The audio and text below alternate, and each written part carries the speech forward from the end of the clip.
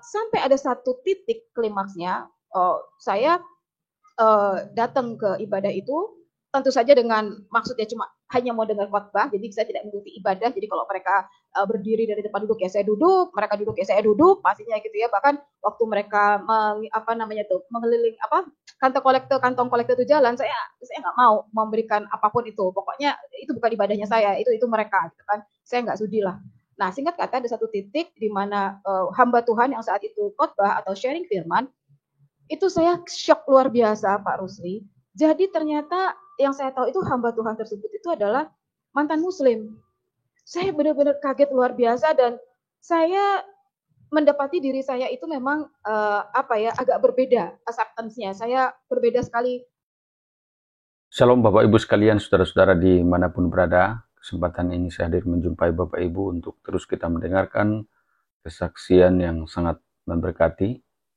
Dalam video ini seorang ibu muslimah yang mana sebelumnya dia hanya iseng untuk ikut ibadah Kristen padahal dia tidak senang dengan yang namanya kekristenan. Tetapi satu hal yang membuat dia kaget adalah bahwa ternyata yang menyampaikan firman Tuhan itu adalah seorang pendeta Multadin.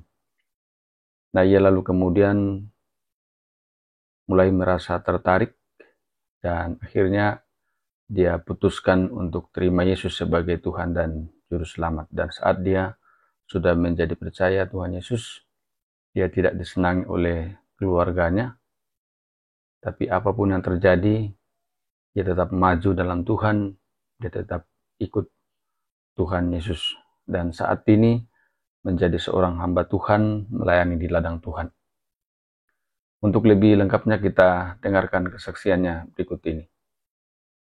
Dan tentu saja saya ini berlatar belakang non-Kristen, Pak. Saya terlahir dari keluarga yang memang Islam. Saya ini anak pertama dari 3 bersaudara. Adik saya 2 laki-laki. Dan memang sejak kecil seperti layaknya orang tua, apalagi saya perempuan satu-satunya di rumah, keluarga saya memang membawa saya, khususnya ibu saya itu untuk saya dipupuk untuk dapat menjadi seorang yang muslimah ya, yang apa yang menjadi kerinduan orang tua pada umumnya terhadap anak-anak.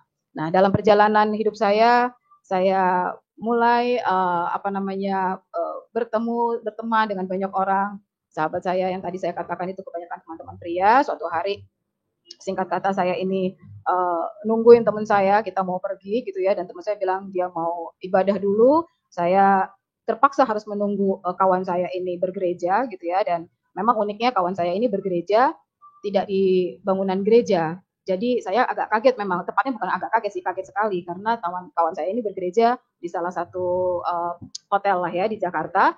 Dalam bayangan pikiran saya ini orang-orang Kristen ini kok aneh ya. Maksudnya yang saya tahu dalam pengalaman saya, karena kebetulan rumah saya ini dekat dengan gereja dan juga dekat dengan masjid ya.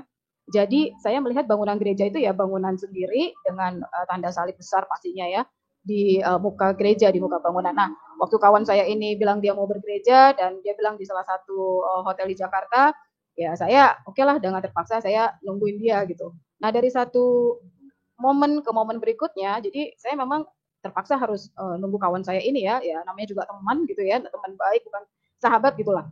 Nah, saya juga dalam konteks yang fine with that. So, sampai satu titik ada satu momen di mana kawan saya ini mengajak saya untuk dia bilang gini, kamu mau nggak? Coba deh kamu ikut ibadah saya karena ini yang khotbah itu oke deh, lucu lah dan maksudnya oke lah, kamu pasti suka dia bilang kayak gitu. Maksudnya nggak saya apa ya, saya lebih ke saya ini karena saya tomboy, saya merasa tertantang Pak Rusli. Saya merasa tertantang dan saya selalu berpikiran tentu saja sederhana pada saat itu, wah ini teman saya yang Kristen pasti mau mengkristenkan saya gitu kan, dan karena saya merasa tertantang, saya bilang wah nggak mungkin kamu bisa mengkristenkan saya dan saya juga nggak mau gitu ya. Jadi saya lebih merasa oke, emangnya kamu pikir saya takut masuk ke tempat ibadah kamu gitu ya. Dan saya merasa diri saya cukup gila saat itu untuk akhirnya saya menerima tantangan tanda kutip untuk saya akhirnya memenuhi permintaan kawan saya itu untuk datang ke ibadahnya semata-mata hanya untuk bertemu atau mendengarkan khotbah oleh salah satu hamba Tuhan saat itu yang sedang melayani di sana. Pak Rusli, tentu saja ini bukan hal yang mudah buat saya. Saya waktu step in ke ruangan itu ya saya baca doa, saya sangat takut karena yang saya tahu saat itu dalam pengertian saya, dalam pemahaman saya, dalam iman saya saat itu, wah, saya ini sudah berdosa banget nih, sudah masuk ke gereja. Waduh, saya tahu bahwa oh my goodness ini kesalahan besar, tapi saya nggak ada masalah karena saya nggak takut kok. Dan ini mereka mau coba mengkristenkan saya nggak akan jadi Kristen gitu. Singkat kata, saya mulai mengikuti ibadah itu ya karena ikut-ikutan ya, dan saya karena merasa tertantang ya ikut aja gitu ya. Jadi pada saat mereka berdiri ya saya berdiri, mereka duduk ya saya duduk, kadang mereka berdiri saya duduk gitu. Karena kan saya nggak ngikutin ibadahnya mereka gitu kan. Sampai akhirnya ada momen khotbah dan saya mendengarkan firman Tuhan atau khotbah saat itu, dan saya merasa ternyata khotbahnya itu atau firman Tuhan yang saya dengar itu sifatnya etika gitu. Jadi maksudnya tidak semengerikan yang saya bayangkan. Jadi waktu selesai ibadah saya bilang sama kawan saya, fine, ternyata pendetamu oke juga, maksudnya fine with that, itu kan masalah etika, masalah moral gitu. Jadi saya merasa I'm okay with that. Dan Pak Rusli, hal itu ternyata tidak terjadi sekali, Pak. Saya pikir nih kawan saya masih mencobai saya nih, karena dia kembali mengulang mengajak saya, dan saya kembali merasa tertantang. Pokoknya saya merasa tertantang sejak setiap kali kawan saya ngajak saya untuk ikut ibadah dia hanya untuk dengar khotbah gitu ya. Sampai ada satu titik klimaksnya, saya datang ke ibadah itu tentu saja dengan maksudnya cuma hanya mau dengar khotbah, jadi saya tidak mengikuti ibadah. Jadi kalau mereka berdiri dari depan duduk ya saya duduk, mereka duduk ya saya duduk, pastinya gitu ya. Bahkan waktu mereka mengeliling kantong kolektor itu jalan, saya nggak mau memberikan apapun itu. Pokoknya itu bukan ibadahnya saya, itu mereka, gitu kan. Saya nggak sudi lah. Nah, singkat kata ada satu titik di mana hamba Tuhan yang saat itu khotbah atau sharing firman, itu saya shock luar biasa, Pak Rusli. Jadi ternyata yang saya tahu itu hamba Tuhan tersebut itu adalah mantan Muslim. Saya benar-benar kaget luar biasa, dan saya mendapati diri saya itu memang agak berbeda acceptance-nya. Saya berbeda sekali menerima firman Tuhan yang saat itu atau khotbah yang saya dengar. Dan singkat kata selesai ibadah ada sesuatu yang mengganggu saya pastinya, dan saya mencari tahu nih. Akhirnya saya mencari tahu, saya tanya sama teman saya, siapa itu hamba Tuhan yang tadi itu khotbah gitu kan. Dan mencari tahu sana sini, saya tahu akhirnya beliau itu adalah almarhum pendeta Junaidi Salat. Nah, proses tidak berhenti di situ, Pak, karena memang ini ada satu hal yang shocking, ada sesuatu hal yang menyetrum saya, dalam pengertian saya kaget sekali ternyata ada yang tadinya itu sama saya, lalu beliau menjadi pendeta dan dia berkhotbah luar biasa saat itu yang membuat saya tercengang-cengang. Saya mulai ada sesuatu yang mengganggu pikiran saya dan hati saya, meskipun itu kecil, Pak, saya tahu, tapi itu terus ada dalam hati pikiran saya. Dan ini menjadi menarik ya.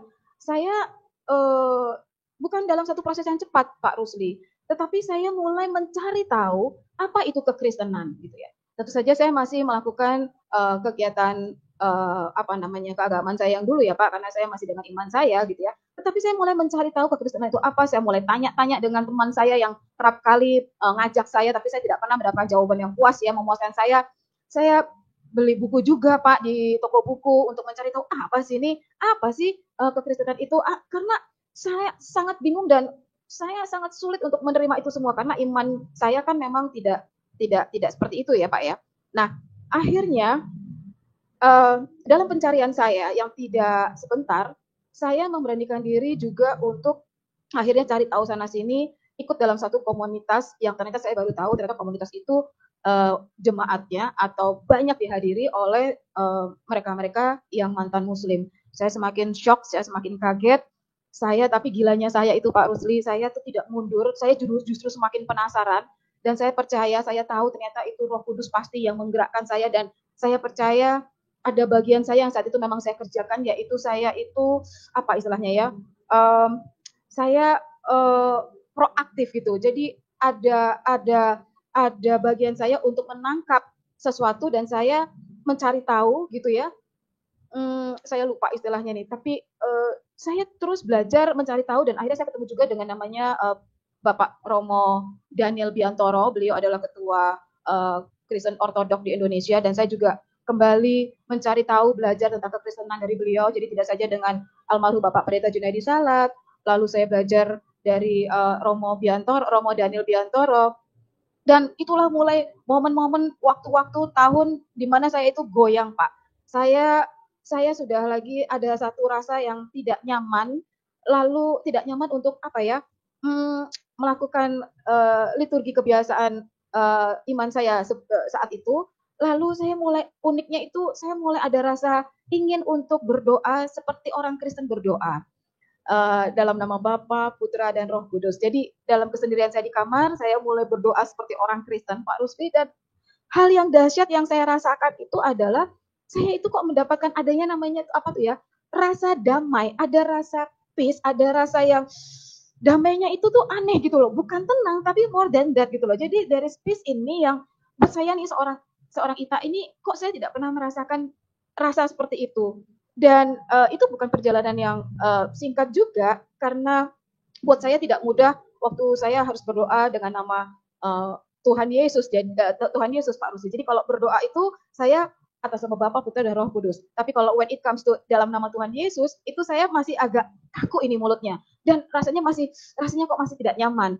Tapi Pak Rusli, saya percaya sekali pada saat saya merespon. Nah ini kata ini. Saya merespon apa yang Tuhan boleh kasih di hati saya. Saya percaya itu pekerjaan Roh Kudus. Dan karena kasih karunia Tuhan, akhirnya singkat kata di tahun 2005 Desember, di akhir 25 Desember, saya menyerahkan diri saya dibaptis dan perjalanan hidup saya, my new life itu baru mulai, Pak Rusli.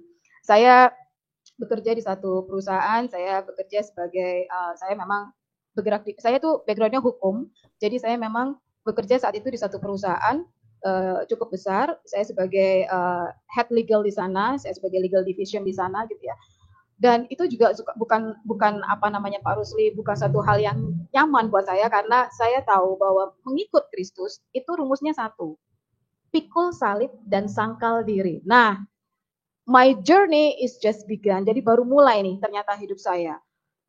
Saya tentu saja mendapatkan hal-hal yang menarik dari teman-teman yang satu iman dengan saya sebelumnya. Mereka yang tadinya ya standar lah Pak Rusli ya. Saya kok nggak terlalu ini hal yang standar gitu. Mereka memusuhi, mereka nggak suka itu ya akhirnya standar.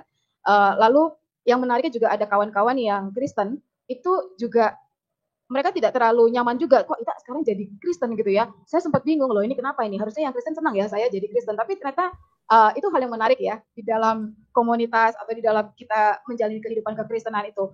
Tapi saya tahu bahwa saya itu nggak punya siapa-siapa kecuali Kristus yang saya imani, yang saya percaya gitu.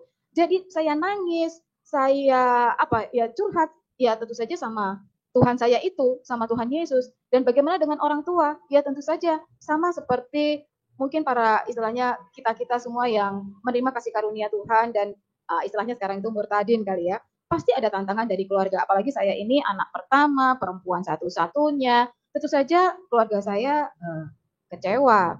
Dan ya standar Pak Rusli bukan perjalanan yang mudah buat saya, tetapi yang menarik dari saya dalam menjadi seorang pengikut Kristus itu adalah bagaimana hidup saya setelah ikut Kristus, apakah terjadi perubahan, apanya yang beda. Nah itu yang membuat saya tetap pegang firman Tuhan sampai detik ini. Itu adalah Kolose 3:23, apapun yang kamu perbuat itu untuk Tuhan, bukan untuk manusia.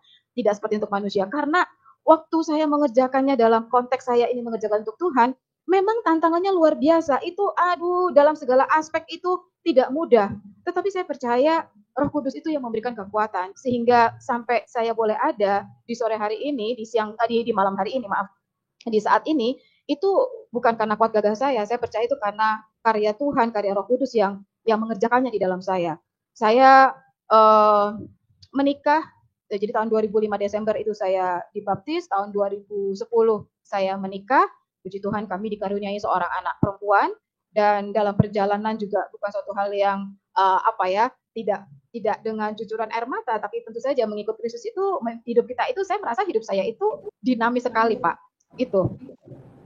Dan sampai dengan saat ini singkat kata Tuhan izinkan saya boleh kuliah, saya sedang menyelesaikan magister S2 teologi saya juga diberikan kesempatan sama Tuhan Yesus untuk pelayanan Pak Rusli. Saya melayani jiwa-jiwa warga binaan Pak di beberapa lembaga pemasyarakatan di Jakarta bersama dengan teman-teman satu tim yang memang satu visi dan digerakkan sama Tuhan untuk melayani di sana. Gitu Pak Rusli. Oke, iya. Jadi luar biasa ya. Saya menyimak tadi dan ada beberapa hal yang perlu lagi saya gali untuk mempertegas. Jadi anak pertama dari 3 bersaudara? Iya, betul Pak. Iya, anak pertama dari 3 bersaudara, dari berarti anak sulung ya, dan Anak pertama, anak sulung. Anak sulung dan perempuan ya. Iya Pak. Nah, tadi disebut bahwa pendidikannya hukum ya? Iya Pak. Iya, hukum dan bekerja di salah satu perusahaan. Dulu ya. Iya. Nah, apakah sekarang itu masih dilakoni pekerjaan itu atau sudah ditinggalkan? Saya berkarir di perusahaan tersebut cukup lama Pak. 19 tahun saya berkarir di perusahaan tersebut sebagai legal division head ya, jadi di bagian hukum dan juga merangkap sebagai corporate secretary saat itu. Tahun 2019 dalam suatu pergumulan panjang sebelumnya, saya akhirnya memutuskan untuk keluar dan puji Tuhan, Tuhan percayakan saya untuk pengelola kantor hukum saya sendiri Pak sekarang. Oke, oh ya. Berarti ada kantor hukum sendiri ya? Iya Bapak. Oke, baik.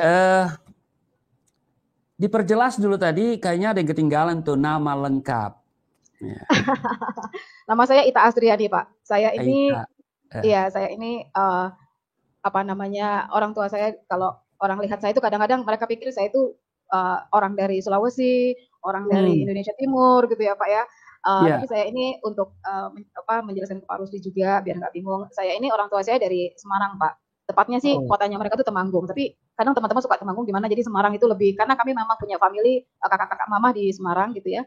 Tapi saya lahir besar di Jakarta Pak Rusdi. Orang tua saya sudah di Jakarta sudah dari tahun 70-an. Oke. Jadi ini cara Tuhan itu unik ya untuk sangat, Pak. Memanggil orang yang Dia kehendaki menjadi pengikutnya. Sangat. Itu berawal di 2000 berapa? 13 2003, ya? Pak. 2003. Oh, 2003. Pak. Di 2003 dan itu sebetulnya iseng ya, diajak oleh teman-teman. Apakah itu teman satu kantor? Teman satu kantor, beda bagian. Oke. Jadi mereka mengajak itu ke tempat ibadahnya orang Kristen. Iya kan? Yang mengajak satu orang, Pak. Berapa? Satu orang. Ini satu orang saja. Jadi sahabat saya ini, cowok ini yang suka saya barengin lah Pak. Jadi saya suka, kamu bareng sama saya kalau jalan, saya bilang kayak gitu. Jadi ini satu orang yang ngajak saya. Oh, jadi cuman satu pokoknya sahabat deh ya? Iya. Apakah dia tahu bahwa Anda seorang muslimah? Tahu Pak, sangat tahu. Iya. Sejak kapan dia ajak itu? Lalu kemudian 2003 itu memberanikan diri datang, merasa tertantang gitu.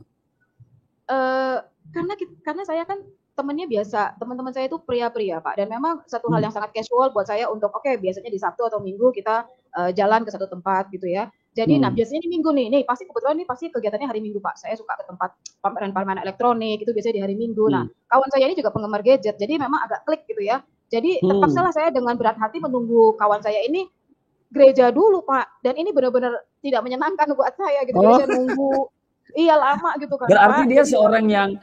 Berarti dia seorang yang sangat beriman kepada Tuhan Yesus ya? Dia yang saya tahu dia tuh Kristen taat gitu ya. Ini kayaknya orang soleh nih, teman saya ini Kristen soleh gitu lah. Taat, Dan apakah dia tahu Anda seorang muslimah yang taat atau kurang taat atau setengah-setengah taat? Dia tahu saya ini seorang muslimah, dia tahu saya menjalankan kewajiban saya untuk sholat. Dia tahu Pak. Jadi saya umumnya dia tahu bahwa saya seorang muslim Pak. Oke.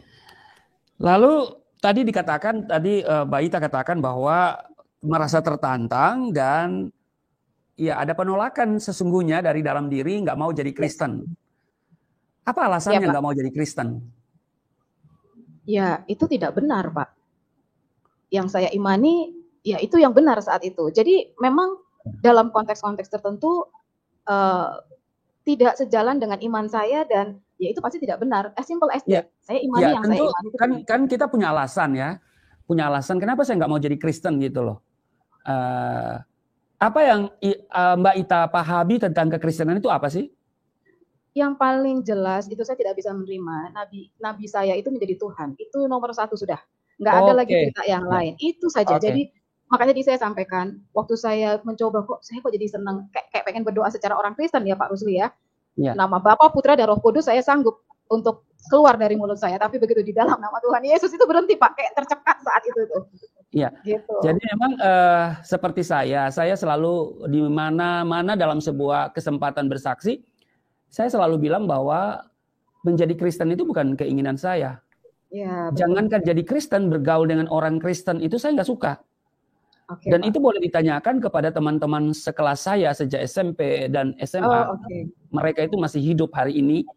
Yang karena mereka berbeda iman dengan saya dulu, saya tidak suka bergaul dengan mereka. Tetapi setelah saya jadi Kristen, waduh, mereka itu jadi teman rasa saudara gitu loh. Iya, Pak. Nah, jadi itu yang saya katakan bahwa kalau ditanyakan kenapa, apa alasannya ya, saya beranggapan orang Kristen itu kafir, ya kan? Lalu orang tanya kenapa kafir ya? Karena kitab saya mengatakan orang Kristen punya Allah itu ada 3, ya kan? Ya di Al-Maidah 7:3. Kafirlah orang-orang yang mengatakan bahwasanya Allah salah seorang dari yang 3. Jadi ya kami atau saya sebelum jadi Kristen menyebut orang Kristen itu kafir punya dasarnya ya kitab suci. Ya. Dan ketika ketemu dengan orang Kristen, saya selalu gugat imannya dan berkata bahwa Anda punya Allah itu ada 3. Walaupun dia menjelaskan kepada saya sejelas-jelasnya, tapi logika saya nggak bisa terima. Kenapa? Karena saya berpegang pada apa yang diajarkan oleh kitab suci saya yang lama, bahwa orang Kristen punya Allah 3. Dan itu kemudian sampai hari ini dihembuskan ya, selalu disampaikan begitu ya. Nah setelah kesini saya berpikir bahwa ya kalau mereka menerima penjelasan orang Kristen bahwa orang Kristen jangankan menyembah Allah 3, membayangkan Allahnya 3 itu nggak ada. Jadi sesungguhnya saya dulu itu salah kaprah, iya kan? Bahwasanya orang Kristen itu tidak seprimitif yang kita bayangkan bahwa mereka punya Allah 3. Iya betul. Iya kan? Nah, iya betul Pak Rusli. Itu dasar ya bahwa kami pegang yang namanya tauhid, ya kan? Qul huwallahu ahad. Katakanlah bahwa Allah itu satu, Allahus samad, Allah tempat bergantung segala sesuatu. Lam yalid walam yulad, tidak beranak dan tidak diperanakan. Lah orang Kristen dia punya Allah itu beranak, namanya Yesus, ya kan? Jadi ini memang logika nggak bisa terima kan? Iya. Apalagi tentu Mbak Ita pernah sekolah di hukum, tentu belajar juga hukum Islam kan? Pasti. Iya pasti. Ya kan? Pasti belajar hukum Islam. Ya. Dan kita pasti bangga ya, bangga punya agama Islam. Ya, karena penuh dengan aturan-aturan ya kan? Aturan-aturan, sementara ketika kita melihat orang Kristen sepertinya nggak ada aturan gitu ya. Itu sepertinya orang Kristen itu hidupnya nggak ada aturan, nggak komitmen dengan Tuhan ya. Sementara kita kan harus sholat 5 waktu gitu kan. Lalu kemudian ada hukum halal haram ya. Ya banyak kegiatan-kegiatan yang sifatnya ritual, seremonial ya. Nah orang Kristen ya bagi saya hanya bagus di lagu kan, suka-sukamu Tuhan, tapi nggak bagus di kehidupan real gitu loh. Nah ini yang saya mau garis bawahi. Kenapa kok tidak mau jadi Kristen ya? Ya saya juga nggak mau jadi Kristen, ngapain? Nggak menarik. Namanya saja sudah murtadin, ya kan? Murtadin itu sesuatu yang tidak enak didengar, ya. Tetapi kalau hari ini ditanyakan kepada saya, aduh, saya bangga loh jadi murtadin. Yes, amin. Saya berkata bahwa hari ini nggak murtad, capek deh, ya kan? Nah, jadi bukan cuma dari segi teologi, ya, tapi juga dari segi praktis. Kita nggak suka jadi orang Kristen. Kenapa ya? Itulah orang Kristen itu, ya itu yang saya katakan bahwa kami membaca di kitab yang lama, ciri orang Nasrani itu rafa, warahmah, santun, penuh kasih. Tapi kalau dalam kehidupan real banyak yang nggak santun gitu kan, gitu. Jadi hal-hal ini, nah, makanya saya selalu kalau mengajar, berkesempatan mengajar, saya selalu bilang coba buat survei kepada sahabat-sahabatmu yang Muslim, apa pendapat mereka tentang kekristenan. Ya kan? Dan memang tidak ada seorang Muslim yang begitu saja melepaskan imannya kan? Ya, karena kita bangga, inna dina indaulil Islam, agama yang diridhoi oleh Allah hanyalah Islam. Oke, jadi pada pokoknya ya, ini kan orang hukum, jadi saya mesti bahasa hukum juga. Aduh, Pak Rusli. Pada pokoknya tidak ada keinginan, tidak pernah timbul di hati, tidak pernah terpikirkan ya untuk satu saat jadi Kristen, kan? Tidak pernah. Tidak pernah, Pak. Tidak pernah. Tapi kok bisa mau saja iseng datang ke tempat ibadah. Ya, lalu dengar firman. Dan firman yang disampaikan oleh seorang murtadin, sahabat saya, ya kan? Siapa, Pak? Iya. Jangan-jangan juga Ibu Ita dulu pernah ketemu saya ya waktu itu ya. Iya kan? Nah, ini yang perlu saya gali lagi. Setelah mendengar firman Tuhan dari seorang mantan Muslim, iya Pak. Ya, dari situ ada kerinduan lagi dengar dan mau lagi dengar firman. Apa sesungguhnya yang terjadi dalam diri Mbak Ita gitu loh? Saya penasaran Pak Rusli. Seperti kayak ada yang sambungannya belum selesai nih. Saya harus tuntas gitu loh. Jadi mungkin ada statement yang disampaikan oleh hamba Tuhan itu, apakah itu menyangkut firman Tuhan atau mungkin kalimat-kalimat motivasi atau apa? Hidup itu adalah kasih karunia Tuhan. Karena kita ini semua orang berdosa, itu nggak nyambung sama logika saya saat itu, Pak. Bayangkan. Iya, iya. Mereka bilang, jadi orang berdosa mendapatkan kasih karunia kan? Pak, itu harusnya orang berdosa itu kan diazab. That's the point, Pak. Jadi nggak nyambung. Jadi saya ada satu pertanyaan besar yang ini apa ya?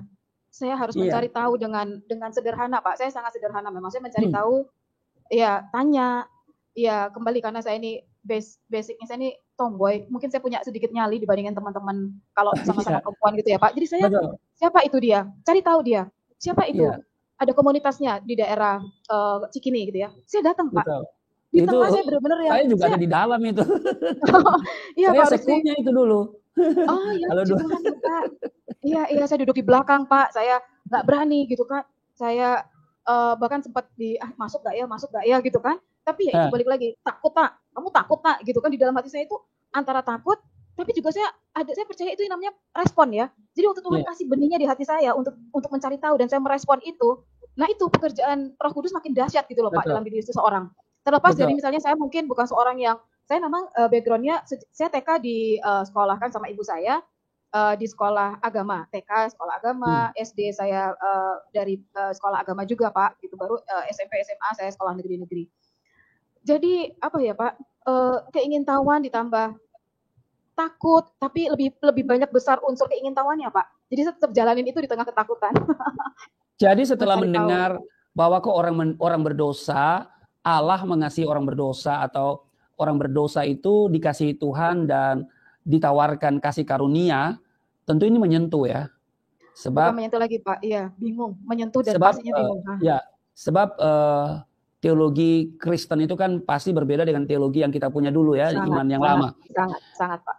Iya kan, bahwa kalau dulu kita melakukan seluruh kegiatan keagamaan untuk mencapai Allah. Sehingga semua perbuatan baik kita ibarat kita menyusun anak tangga demi anak tangga untuk mencapai Allah. Sementara kekristenan itu kan Allah yang datang, ya kan, menjumpai manusia yang berdosa, mengasihinya dan menawarkan kasih karunia. Itu luar biasa memang. Iya, betul Pak Rusli.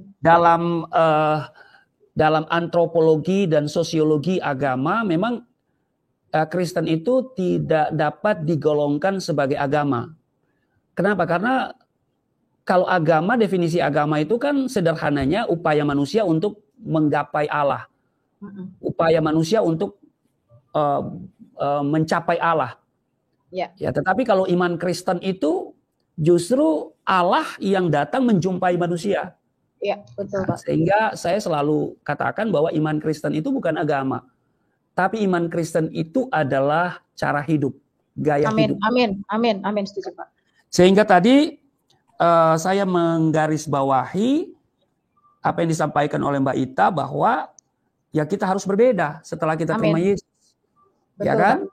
Karena Betul. Tuhan Yesus katakan, aku telah menetapkan engkau untuk pergi menghasilkan buah. Jadi harus berbuah, Amin. harus berdampak. Amin. Amin. Nah, Amin, Pak. jadi memang ya kita tidak pernah berpikir untuk menjadi Kristen. Iya, Pak. Rata-rata. Walaupun orang itu mungkin tidak rajin sholat atau mungkin tidak begitu serius dalam agama, ya kan? Tapi untuk dia melepaskan iman Islamnya itu pasti tidak segampang, iya kan? Ya, betul, betul. Tidak mudah, apalagi mau jadi Kristen, pasti bilang kafir lo, masuk neraka lo, jadi kayu bakar di neraka, aduh, itu kan ada ketakutan. Apa itu juga yang ada dalam pikiran dan hati Mbak Ita? Pasti ada Pak Rusli, itu standar. Jadi memang saya bukannya tidak mau mengekspos bagian itu, tapi saya mulai menjalaninya dengan memang itu bagian dari kehidupan kekristenan. That is Christianity is all about. You following Jesus, you exactly like him. Jadi ya memang hidupmu harus dengan salib dan pikul itu. Dan kamu tidak akan sanggup kalau sendiri. Nah ini yang menarik kan Pak. Sehingga yang berubah itu bukan karena kuat gagah kita loh Pak Rusli, tapi Tuhan yang mampukan kita berubah Pak. Dan berdampak itu tadi. Iya. Nah kemudian dari pertama mendengar firman Tuhan yang disampaikan oleh pendeta Murtadin, lalu kemudian berikutnya hadir lagi dalam sebuah pertemuan para Murtadin. Itu kayak apa gitu perasaannya itu? Wah campur aduk gak karuan Pak Rusli. Saya kaget lebih dari satu shock ke shock yang berikutnya gitu ya. Dari satu saya puji Tuhan diberikan kesempatan untuk belajar Pak Rusli. Dan saya memang mengambil kesempatan itu Pak. Apalagi kemudian ketemu dengan Romo Daniel Biantoro yang memang seorang Murtadin juga tuh. Siap Bapak. Yang begitu menguasai Alkitab ya. Iya betul Pak. Nah jadi kapan mulai baca Alkitab Mbak Ita? Baca Alkitabnya itu rajinnya itu ya setelah baptis saya tuh 2005 itu sudah mulai itu Pak. Sudah mulai untuk belajar mengerti karena kalau mungkin sebelumnya firman Tuhan ya saya lihat tidak setanak setelah saya dibaptis ya Pak ya. Tapi setelah dibaptis ya mulai belajar, nggak ngerti Pak, saya sama sekali tidak mengerti, tapi saya terus belajar untuk baca saja tak, pokoknya belajar konsisten, belajar taat gitu loh Pak, itu kuncinya, karena kalau nggak gitu, nggak merasakan namanya perubahan juga Pak Rusli, karena firman Tuhan yang kita baca itu, meskipun itu juga dari Kejadian sampai Wahyu tidak berubah dia, maksudnya memang itu yang kita baca, tetapi understanding kita tuh berubah Pak, berjalan dengan waktu, karena saya percaya itu Roh Kudus itu dahsyat bekerja di setiap kita, pada saat kita belajar untuk taat, minta Tuhan mengerti, bacaannya sama Pak, tapi understandingnya beda Pak Rusli. Oh iya pasti. Ya.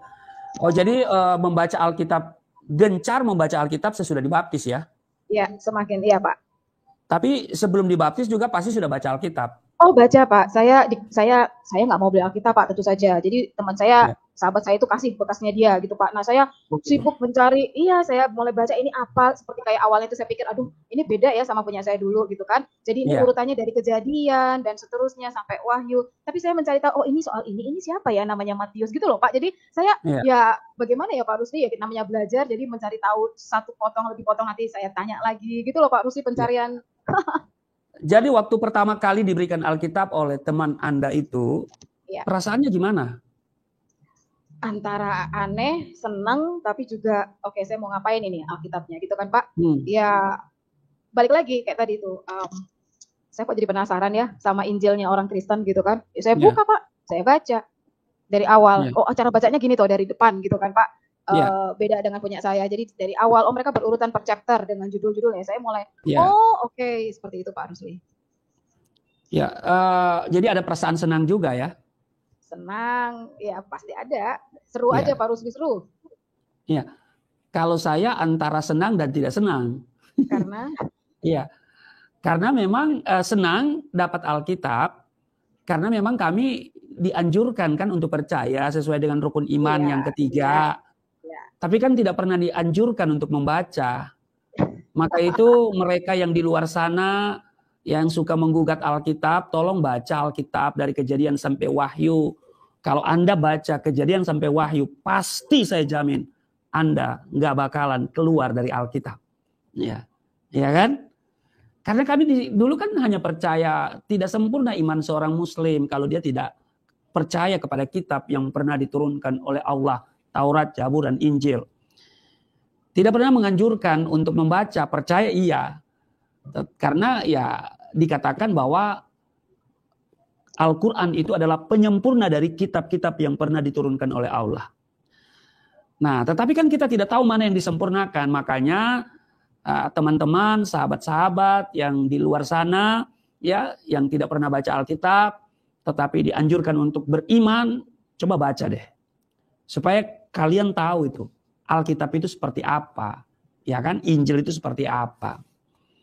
Ya, adakah ayat yang menjadi penasaran ketika dibaca oleh Ibu Ita? Ada lah Pak, pasti. Akulah jalan kebenaran dan hidup. Wah, itu saya tanya sama, ya maksudnya Yohanes 14:6 ini, akulah jalan kebenaran dan hidup. Itu kan bagian dari iman percaya saya Pak. Dan itu menjadi satu hal yang wow, dahsyat ya, kekristenan itu jadi ikut Tuhan Yesus itu, dan segala akhirnya saya mulai tidak mudah Pak, tapi saya percaya itu karena kasih karunia saya bisa mengenal Tuhan dan menerima Yesus sebagai Tuhan dan juru selamat saya Pak. Karena kalau tidak dengan kasih karunia dan iman yang Tuhan perbarui itu nggak mungkin Pak Rusli. Nggak mungkin, oke. Waktu akhirnya datang pada saat baptis ya, bisa tahu siapa yang baptis? Pendeta Murtadin kah? Oh no, saya dulu dibaptis di GBI Rahmat Immanuel Rem, Pastor Konrad Supri, tetapi yang membaptis saya itu Bapak Pendeta Yesaya Tanker, kalau saya nggak salah. Yesaya Tanker, Bapak Yesaya Tanker. Oke, nggak ada masalah. Nah, sesudah itu baru mulai gencar ya. Tetapi pekerjaan tadi sudah disampaikan sebagai ada kantor hukum ya. Nah, sekarang pelayanan berarti sudah bertambah nih ya. Sebagai bertambah pekerjaan ya. Ya, puji Tuhan, saya tahu saya ini tidak ada apa-apanya Pak Rusli. Saya percaya kalau bukan karena Tuhan, itu nggak mungkin saya seperti ada saat ini, seperti bisa diskusi sama Pak Rusli, itu mustahil Pak. Jadi benar Pak Rusli, saya selalu sampaikan kesempatan saya pada saat saya sharing firman misalnya, bahwa saya ini memang seperti kayak botol kosong Pak. Saya siap diisi karena saya merasa saya itu memang masih banyak hal yang harus diisi, dan saya memang berkomitmen Pak, mengikut Kristus itu harus menjadi sesuatu dalam konteks yang positif pastinya. Biarlah melalui hidup saya nama Tuhan dipermuliakan. Itu yang paling major yang saya terus camkan di kepala saya Pak. Oke, ada suka duka ikut Yesus, mungkin pengalaman yang mungkin merasa ini paling berat, tapi juga ada ini Tuhan kasih yang penuh dengan sukacita. Apa kira-kira? Kalau saya kan di penjara, ya dianiaya, ya iya, kan, Pak Rusli, iya. ditolak oleh keluarga, udah ayah saya sudah melepaskan perlindungan dan menyerahkan kepada masyarakat. Ketemu saya, terserah, mau pukul, mau bunuh pun, gitu loh. Jadi sudah dilepas, ya, sehingga saya harus menggelandang, ya. Datang kepada orang Kristen juga seperti enggan dari bahasa tubuhnya. Saya lihat mereka antara suka dan tak suka. Karena apa? Gelisah. Karena kota kecil kan, Poso kan kota kecil. Ya, iya. Ada sesuatu yang namanya menyangkal diri dan pikul salib itu. Ada Pak, pastilah. Dan yang lucu ini, kok saya jadi ngomongnya lucu ya? Padahal waktu itu saya nangis, nggak amin-amin tuh Pak, saking sedihnya. Iya. Sekarang bisa bilang lucu ya Pak Rusli ya.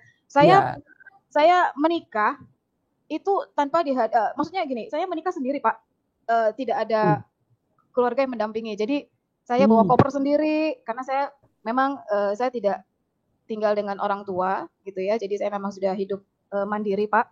Dan saya menikah itu ontang-anting kalau bahasa Jawa itu, sendiri bawa koper sendiri. Saya sampai bilang sama calon suami saya, ini beneran nih saya mau nikah nih. Orang lain kok ada orang kanan kirinya ya, sampai yang make up saya itu Pak, yang makeup artisnya itu pagi-pagi mau dandan itu, dia bingung, ini kamu yang mau nikah pengantin ya kan? Iya, saya bilang gitu kan. Yang lain mana? Gak ada Pak, saya cuma sendirian di kamar gitu kan. Dan Tuhan Yesus itu dahsyat Pak Rusli. Saya sudah bilang sama calon mertua saya bahwa kondisi saya seperti ini. Mereka sih puji Tuhan Yesus, mereka orang yang luar biasa, mereka siap-siap aja ya Pak ya. Lalu sudah disiapkan wali gitu kan Pak.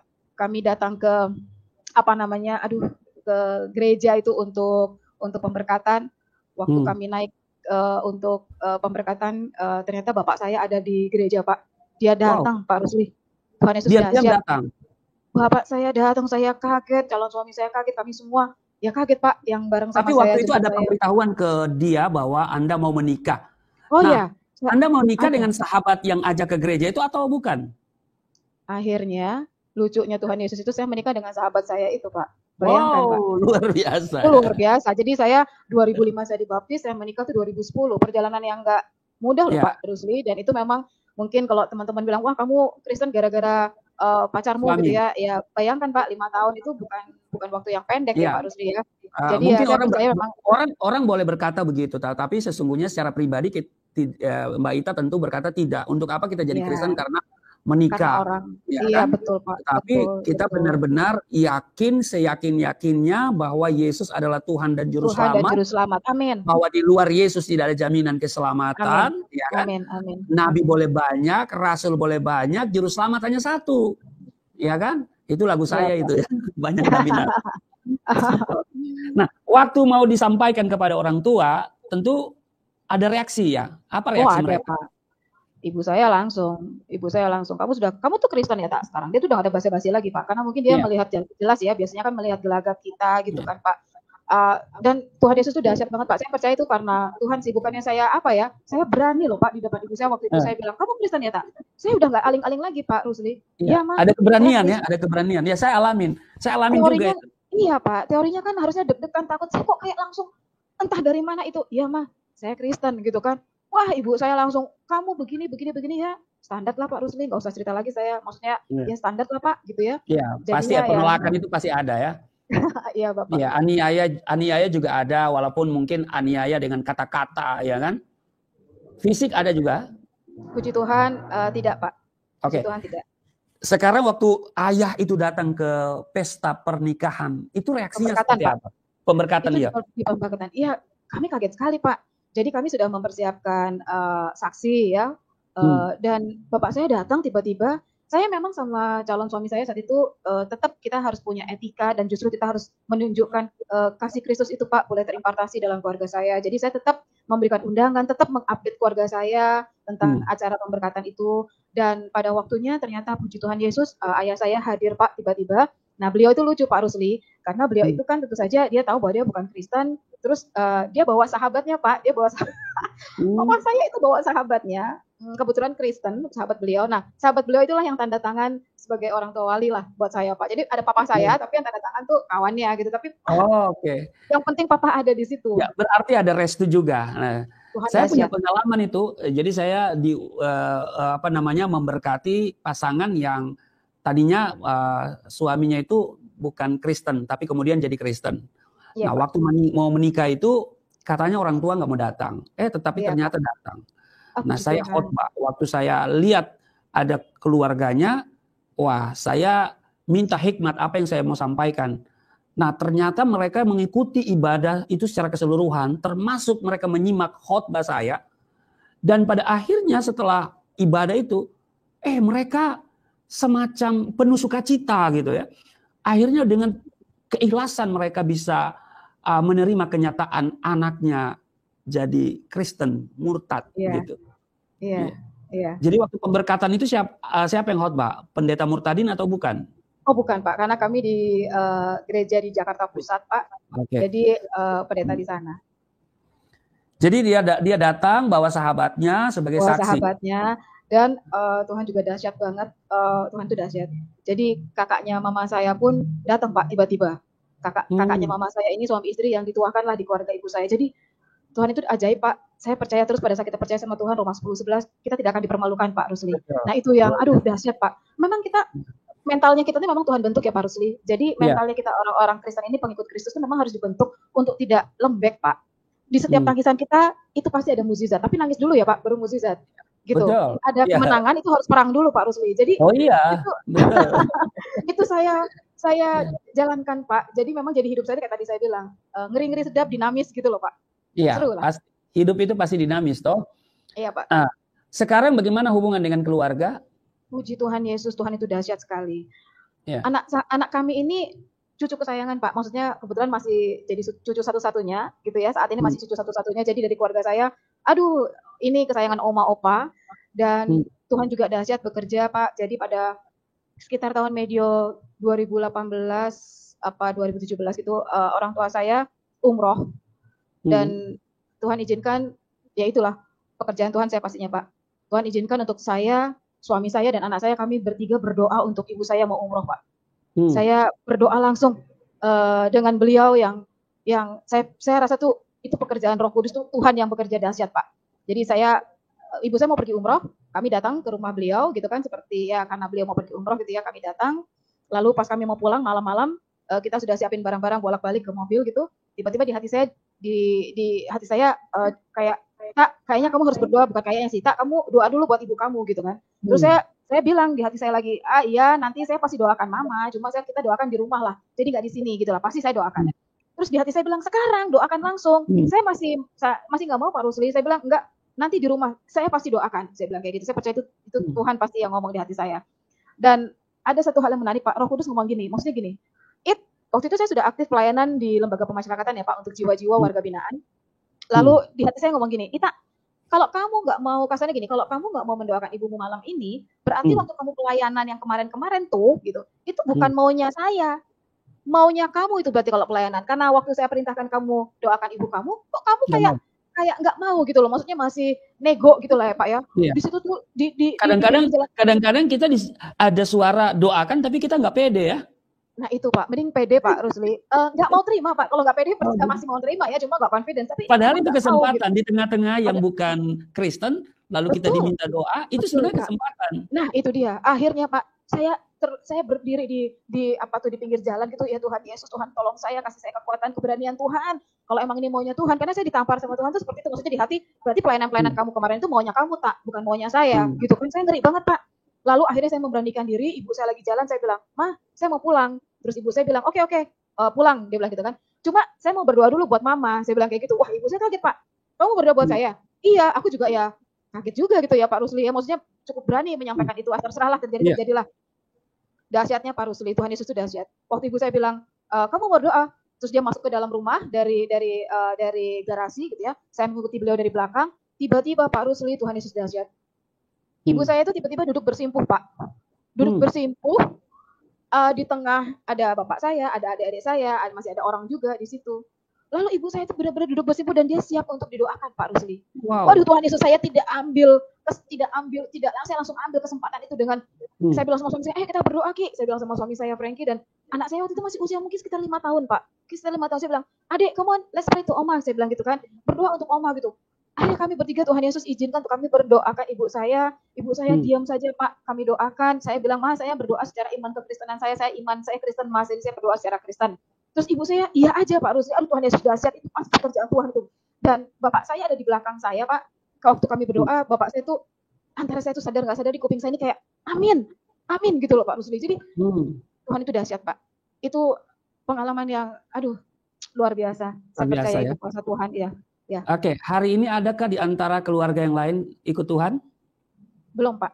Belum ya. Tapi pasti suatu hari nanti. Ya, bahwa satu orang bertobat, seisi keluarga diselamatkan. Ya, tentu kita terus berdoa ya.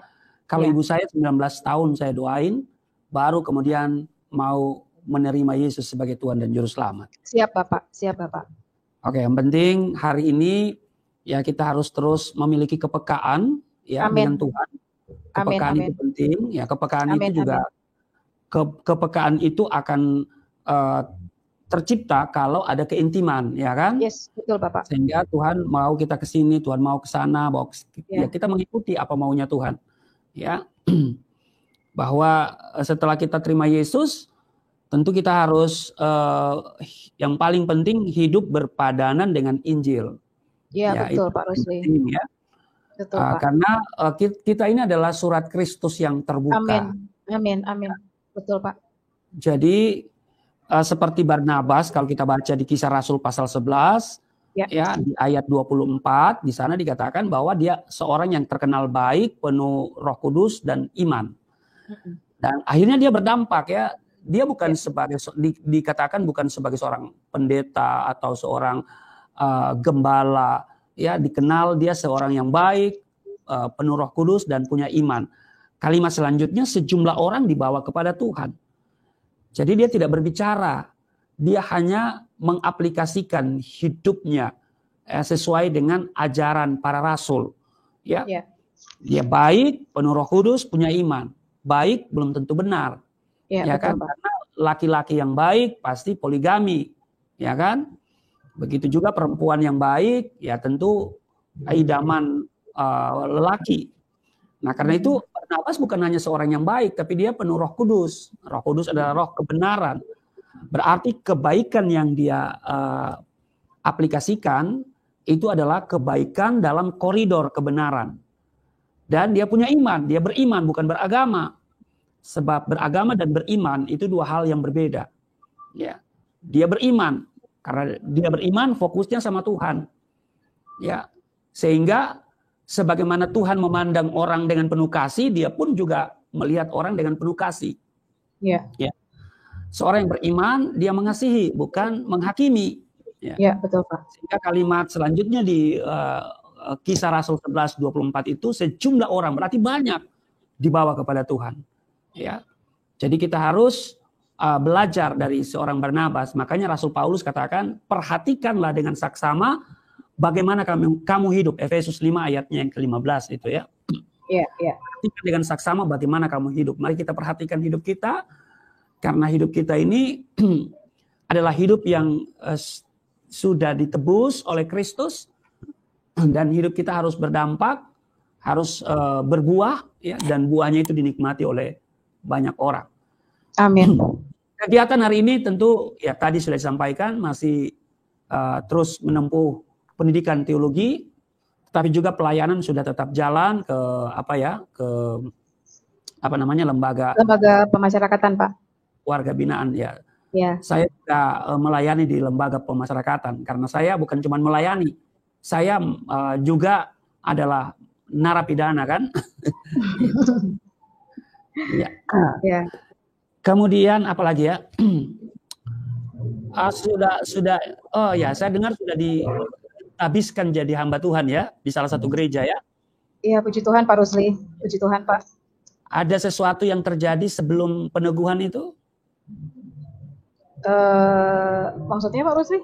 Mungkin ada pengalaman penglihatan kah, mimpi kah, sehingga dengan mantap mengambil keputusan untuk menjadi hamba Tuhan. Sebab ada banyak kemudian orang jadi Kristen, tetapi untuk melayani Tuhan itu belum full heart.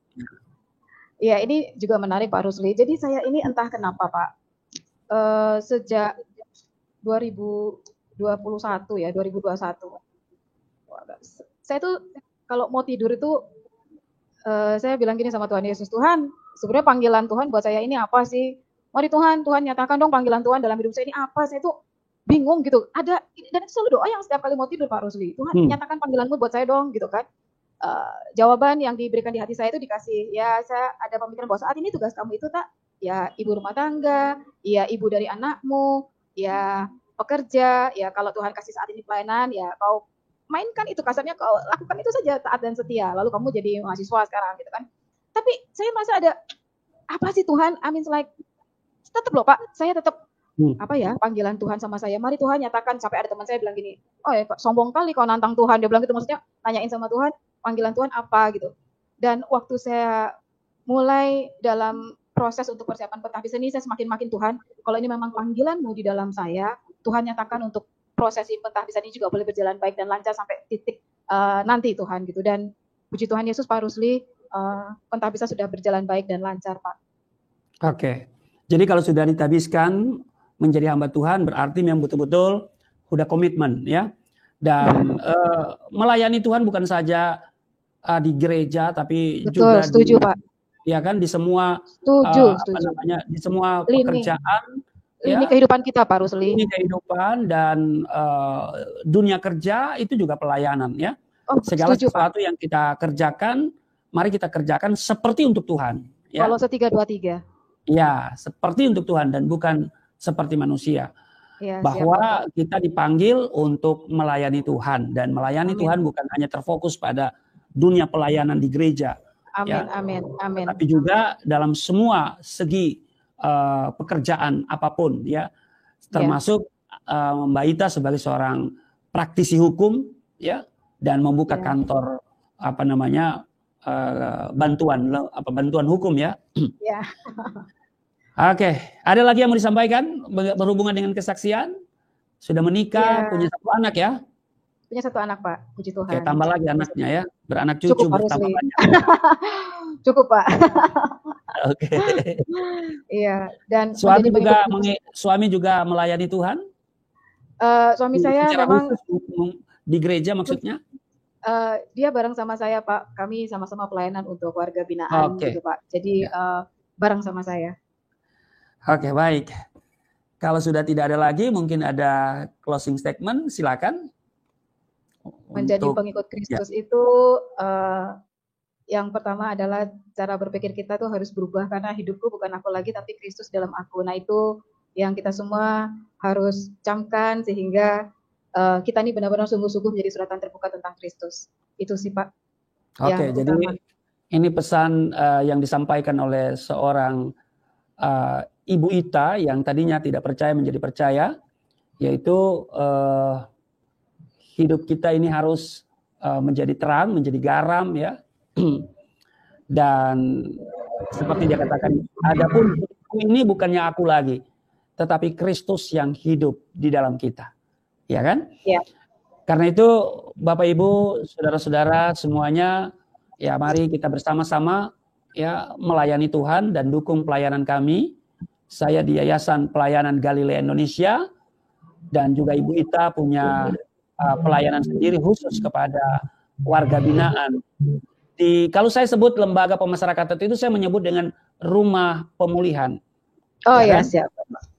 Jadi warga binaan yang ada di rumah pemulihan lembaga pemasyarakatan di mana gitu ya. Saya sering pergi ke Bandung, Sukamiskin. Oh iya, Bapak. Oh iya. Ya, jadi mari kita bersama-sama kita topang, doakan kami, doakan saya, doakan Ibu Ita, karena menjadi Kristen itu tidak mudah ya. Ya, betul. Menyangkal diri pikul salib ya. Apalagi kita ini murtadin ya. Dan tentu iblis, setan-setan, jin-jin itu tidak suka ya. Karena setan-setan selalu membawa kita jauh dari Tuhan, karena Alkitab katakan dia datang untuk membunuh, mencuri, membunuh dan membinasakan. Itu pekerjaan iblis. Ya. Tetapi Yesus datang supaya kita hidup dan mempunyainya dalam segala kelimpahan. Amin, amin. Baik, kalau Bapak Ibu mau dukung pelayanan Ibu Ita, nanti silakan mengunjungi di deskripsi, di sana kemana Bapak Ibu bisa mendukung. Dan juga doakan kami, itu yang paling penting. Ya. Amin, amin. Oke, terima kasih Ibu Ita. Ya, sama-sama Pak Rusli. Amin Bapak juga. Semangat di sini, ya. Iya. Semangat ya. Yang Tuhan taruh di saya itu di Roma pasal 12 ayat 11. Janganlah kerajinanmu kendor. Ya. Amin, amin. Tetapi biarlah rohmu menyala-nyala dan melayani Tuhan. Amin, ya. Amin Bapak. Siap, biarlah kita akan terus melayani Tuhan, karena hidup ini adalah sebuah kesempatan. Kita tidak tahu apa yang akan terjadi hari esok. Betul, ya kan? Bapak. Tapi kalau kita masih ada hari ini, itu semua karena anugerah. Amin, kita yang amin. tidak diselamatkan bukan karena kita dipandang baik, hebat, bukan karena kita banyak berbuat baik, tetapi semata-mata anugerah. Amin, kita amin. adalah orang yang beruntung. Kenapa? Karena kita orang berdosa yang dikasihi oleh Tuhan. Ya, betul Bapak. Dan dia mau mengangkat kita menjadi anaknya. Demikian Bapak Ibu saudara-saudara, luar biasa kesaksian Ibu ini, semoga boleh bermanfaat, memberkati kita. Bahkan yang ikut mewawancarai juga adalah seorang murtadin, dan semoga mereka ini terus sungguh-sungguh melayani Tuhan, semakin banyak jiwa yang diselamatkan oleh Tuhan, dan dengan demikian Tuhan yang dimuliakan. Dan bagi Bapak Ibu sekalian, biarlah hal ini akan terus menjadi penyemangat kita untuk terus sungguh-sungguh hidup dalam Tuhan, bahkan kita pun juga akan senantiasa setia melayani Tuhan. Sampai jumpa di video-video berikutnya, dan Tuhan Yesus memberkati.